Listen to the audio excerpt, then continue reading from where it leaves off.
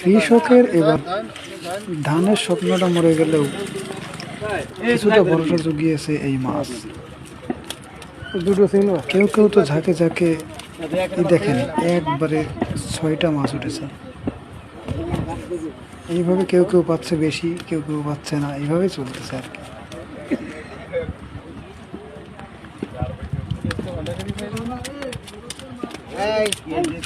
এই জন্য কষ্ট পাইব ফুরিয়েছে আর ওই 2 কেজি 2.5 কেজি করে হবে সব।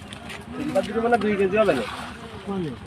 আর আছে 2 কেজি 3 কেজি হবে আর না 3 কেজি হবে 3 কেজি হবে পুরো।